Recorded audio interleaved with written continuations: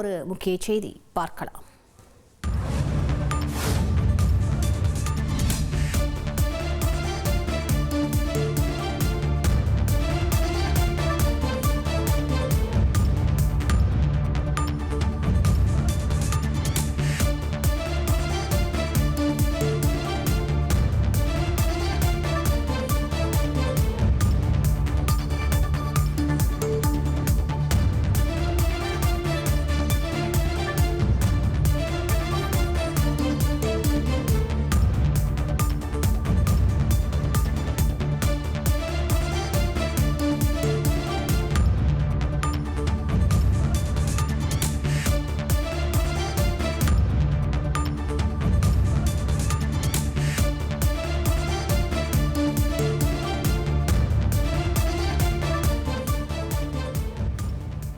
RCB வெற்றி கொண்டாடுவதற்காக அந்த வெற்றி பேரணியில் நிறைய பொதுமக்களும் ரசிகர்களும் கலந்து கொண்டார்கள். அந்த கூட்ட நெரிசலில் 2 பேர் சிக்கி பலியாக இருக்கிறார்கள். விவரங்களை செய்தியாளர் பாரதிராஜாவிடம் விட்டலாம். பாரதிராஜா, என்ன நடந்தது? அவர்கள் எப்படி இறந்தார்கள்? அவர்கள் பற்றிய விவரங்களை பதிவு பண்ணுங்க பாரதிராஜா.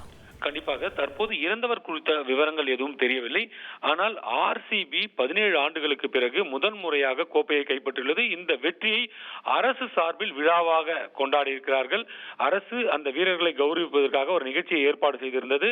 தலைமைச் செயலகமான விதானசௌதாவில் இந்த நிகழ்ச்சியானது தற்போது நடைபெற்றுக் கொண்டிருந்தது. இதை காண ஏராளமான, குறிப்பாக சொல்லணும்னா ஒரு அந்த இடத்துல ஒரு 30,000க்கும் மேற்பட்ட பொதுமக்கள் ஒன்று கூடினார்கள்.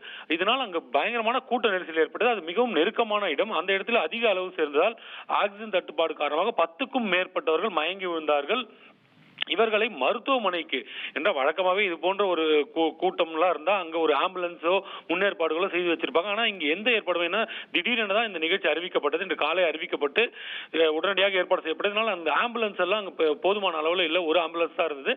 10க்கும் மேற்பட்டவர்கள் மயங்கி வந்ததால் அந்த ஆம்புலன்ஸ் மூலமாக அவர்களை அருகில் உள்ள, அதாவது 2 கிலோமீட்டர் தூரம் அரசு மருத்துவமனை இருக்கு, அங்க கூட்டு போனோம். அங்க கூட்டுட்டு போக முடியாம இந்த கூட்ட நெரிசல் காரணமாக ஆம்புலன்ஸ் கூட முறையான நேரத்தில் மருத்துவமனைக்கு போக முடியல. இதன் காரணமாக 2 பேர் உயிரிழந்திருக்கிறார்கள். ஒரு 30 வயது மதிக்கத்தக்க ஒரு பெண்ணும் 20 வயது மதிக்கத்தக்க ஒரு இளைஞரும் தற்போது உயிரிழந்திருப்பதாக அதிகாரப்பூர்வ தகவல் வந்திருக்கிறது. இவர்களின் விவரங்களை தற்போது போலீசார் சேகரித்து வருகிறார்கள். இது மட்டும் இல்ல, இன்னும் 8 பேர் மருத்துவமனையில சிகிச்சை பெற்று வரதா ஒரு தகவல் வந்திருக்கு. அதுல 2 பேரது நிலைமை கவலைக்கிடமாக இருக்கு.